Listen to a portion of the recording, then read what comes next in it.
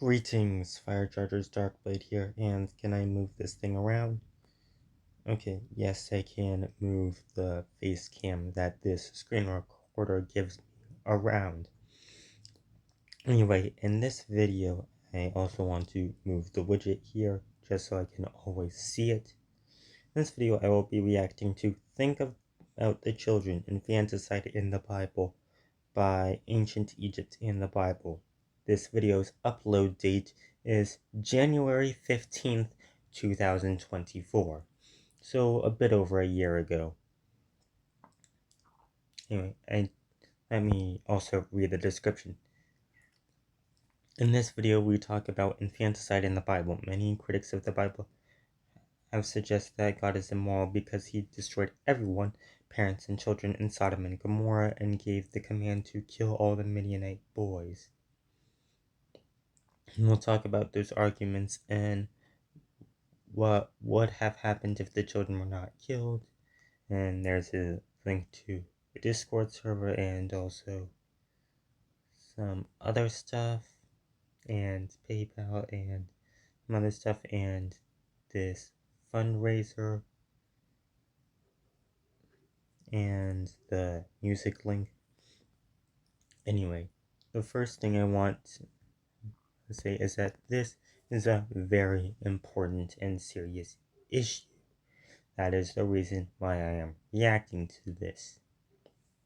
And the second, that this is not going, that I do not have any intention to attack the creator of this video, because this is a reaction video. Reaction videos are supposed to react to the piece of media being displayed, not be a sort of hit piece against the creator. I react to several people to whom I am subscribed. For example, later this month I plan on reacting to Bible Flockbox, who goes by Incredible Bible Revelations or something like that, and The Beat by Alan Parr, both of whom I am currently subscribed to, and I have also reacted to Parr before. With that out of the way, let's get started with this reaction video. Okay, and the first thing I get is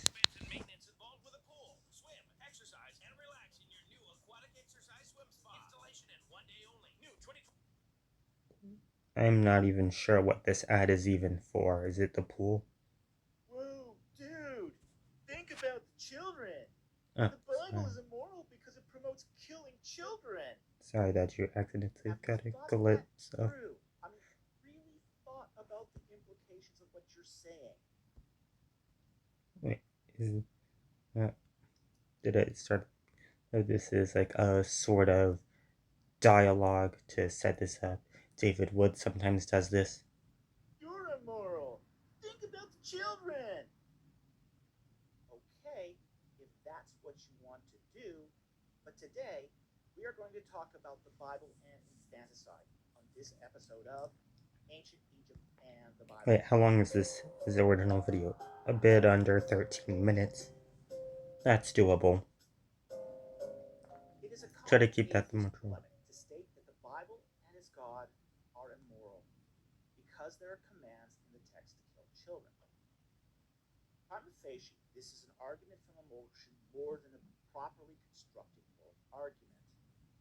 But for the sake of If it is an argument from emotion, wouldn't that just be a cue for dismissal? Because arguments from emotion are literally a type of logical fallacy. this video, we will steelman the argument and then analyze it.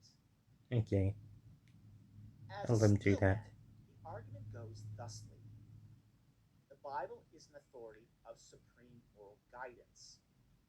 And yet, in places, the God of the Bible commands the killing of Midianite male children. For example, Numbers 31:7.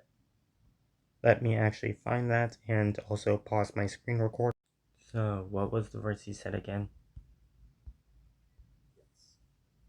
And yet, in places, the God of the Bible commands the killing of Midianite male children. For example, Numbers 31:7. Numbers 31:7 reads, They warred against the Midian as the Lord had commanded Moses and killed every male. The thing that says, as the Lord has commanded Moses, that's referring back to warring against Midian, as verse 2 to 4 says, avenge the people of Israel on the Midianites. Afterward, you will be gathered to your people. Wait, that's the whole thing. It seems like just verse 2 was the entire quote from God. The mention of,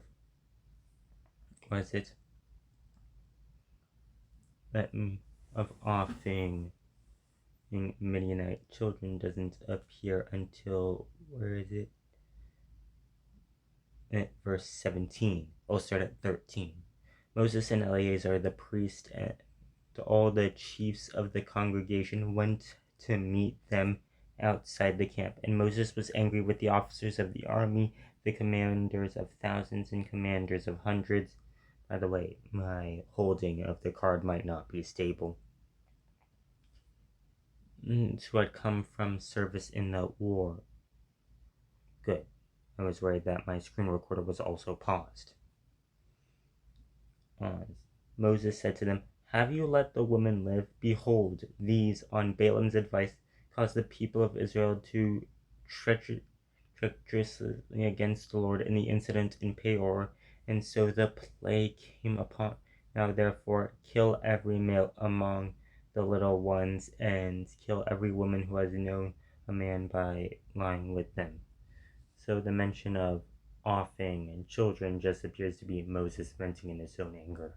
I first heard this point from IP's debate with Daniel Hakikachu, I think it was. We know that children are innocent, and therefore the killing of children is inherently immoral. And therefore, by the way, I want to say that this wasn't the entire Midianite population, maybe just one or two of their tribes. I brought this up in the live chat of Live by Linguisamo once.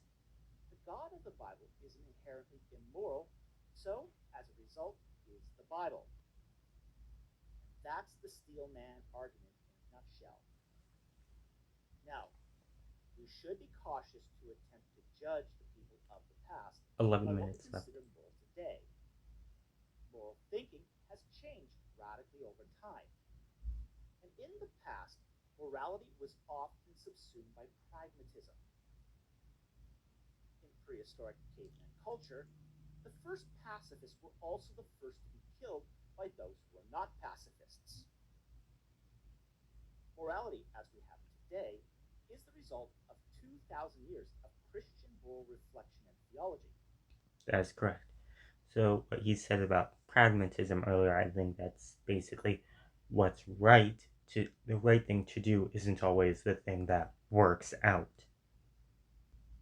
So, to rag on the Bible for being immoral because there's infanticide. By the way, my pacing is terrible so far. It took me 8 minutes to react to 2 minutes. In it is to take that moral reflection, of which atheism misappropriates, and weaponize it against its source. This is a presentist fallacy, i.e., what we have today is necessarily the ideal for all history. This also smacks of a kind of cultural superiority, a construct for which the skeptic was never responsible for developing in the first place. So with that said, we must judge historical events by their circumstances. I heard this also being said by David Wood about science. Early Iron Age, Israel was a clan-based society. Clan-based societies often carry forward intergenerational vendettas. So if someone's parents were killed, their male children were bound to avenge their parents. We don't only see this in Israelite society, but in other clan-based societies, like, for example, in the Japanese society. Yeah, I think there's one Greek myth that I recently read about in which someone kills their which these two people, off their mother and her mother's item because their mother and that other guy offed their father. In the Japanese tale, the Heike Monogatari, where Prince Ushikawa pledges to avenge his slain father and vows to exterminate the Heike clan. This kind of escalation was commonplace in clan-based society. As such, the cycle of violence of clans wiping each other out didn't end unless the male children were killed with the parents. However, it might be said that God had the power to kill the guilty parents and leave the children to escape. And let's further grant. By the way, examples of clan-based society means in more recent history include some Arabs and Mongols. That the act of killing the children was immoral, and the historical circumstances were not a sufficient justification. What would happen in some of these circumstances if the children 8 minutes were not left. killed? Let's take Sodom and Gomorrah as the hypothetical that the entire city was not destroyed with fire and only the parents, i.e., the guilty, were killed. And let's say that they were killed not by fire, but in the same way that the angel of death killed the firstborn during the Passover. Okay, so he's struck dead. Adding about hypothetical scenario. In this hypothetical, all the parents are struck dead. The city remains intact, and only the children are spared.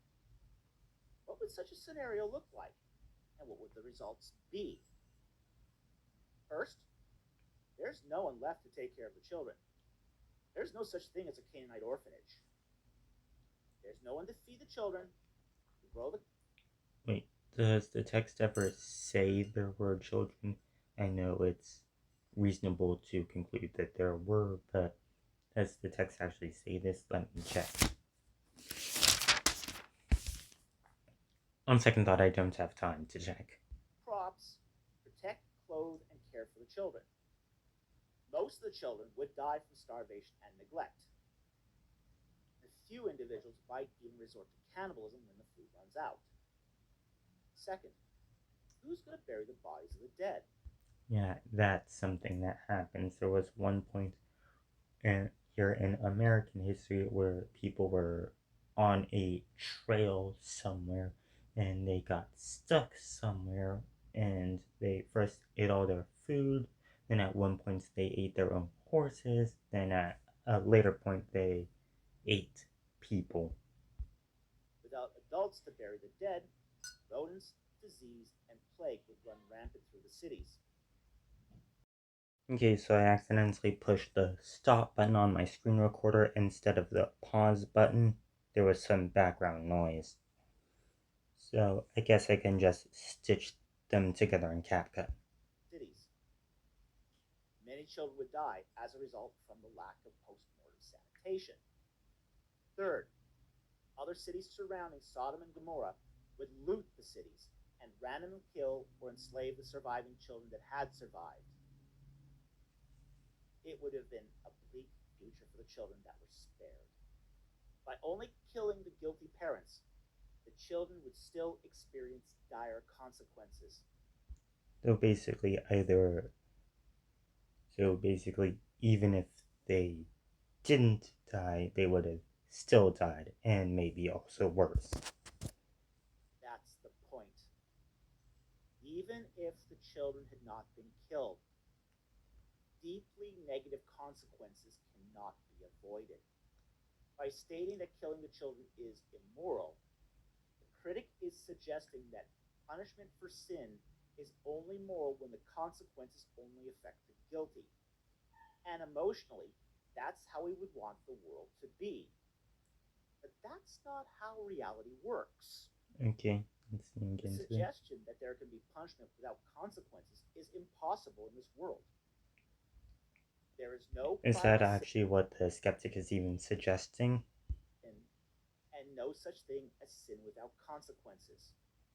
Go back. Suggestion that there can be punishment without consequences is impossible in this world. There is no private sin and no such thing as.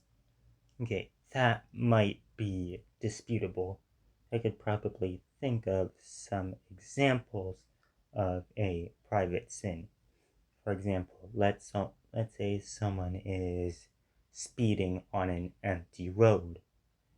There are no witnesses unless some of the what's it called the street lights or lampposts have cameras, so that otherwise would be private, and there are no real consequences for that unless there were cameras for evidence, since no one would have been there to see or be negatively impacted by the speeder. Sin without consequences. And there's a difference between guilt and consequences.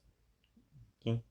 When a father of a family is convicted of murder by a court of law today, the family, who may have no knowledge of the crime, still experiences consequences. The family loses their income, while the father serves time in prison.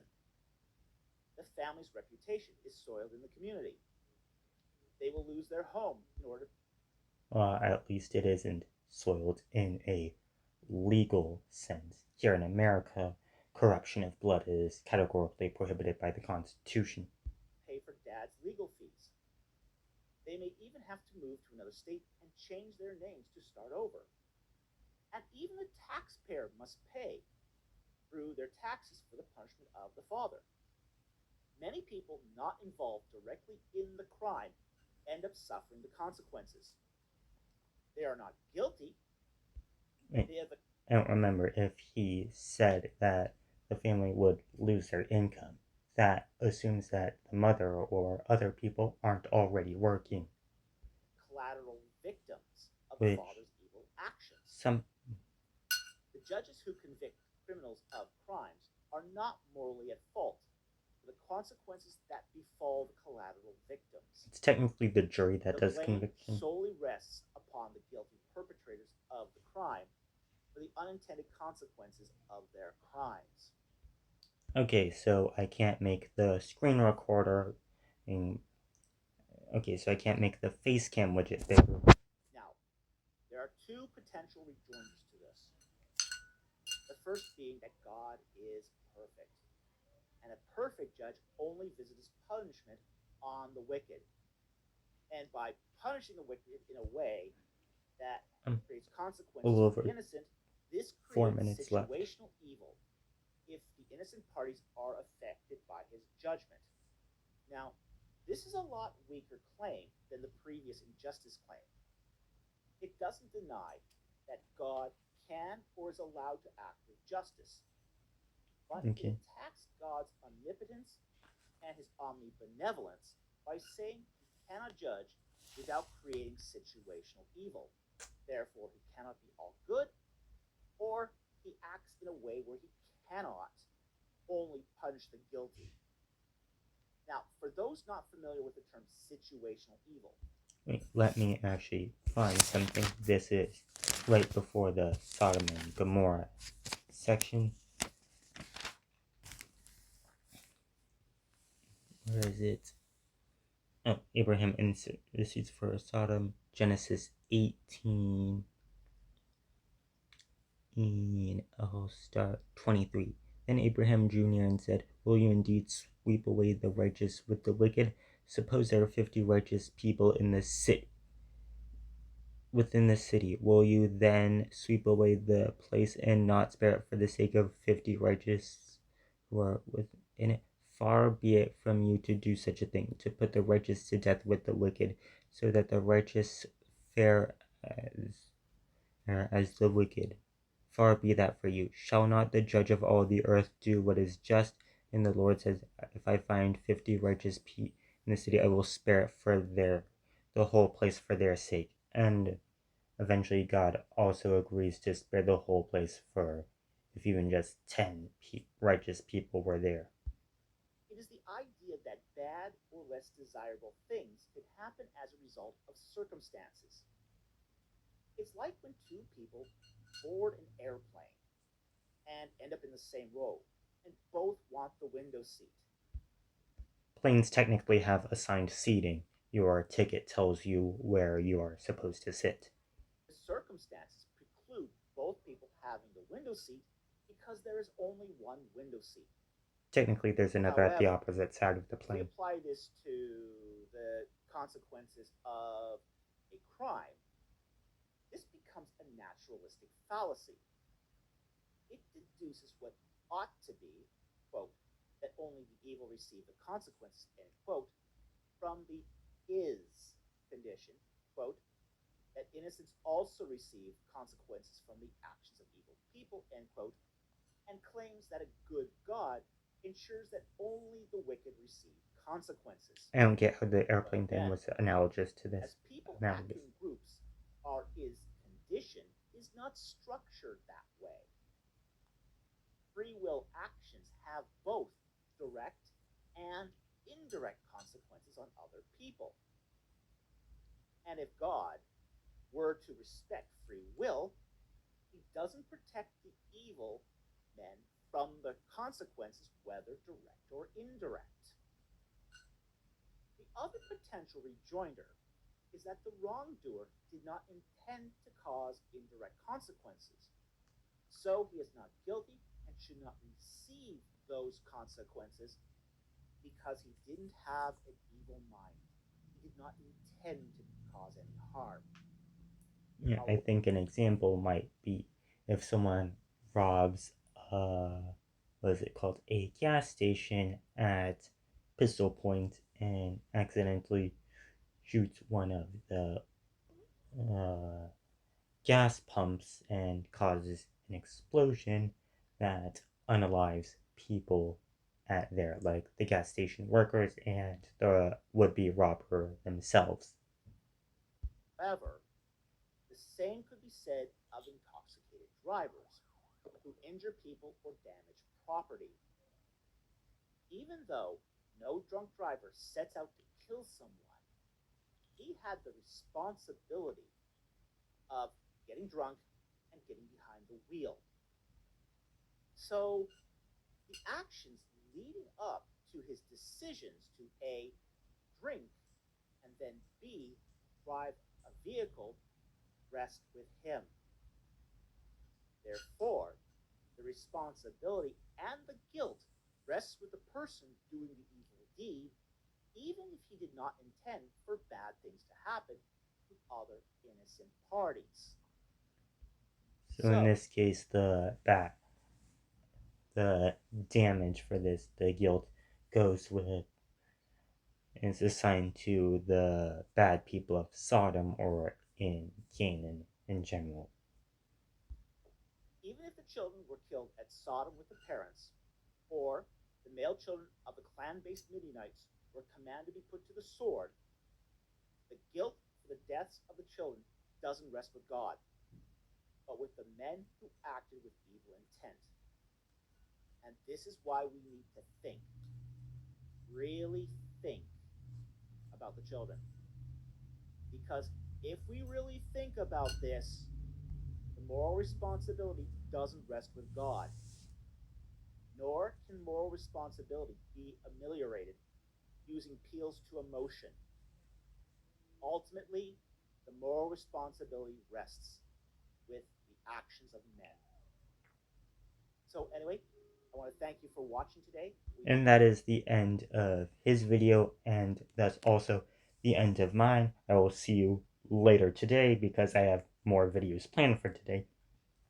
Goodbye, Fire Chargers, Darkblade out, and I will stitch this part to the previous part in CapCut. I already copied the link so I can post it in the description if you want to go see Ancient Egypt and the Bible's original video. And, oh wait,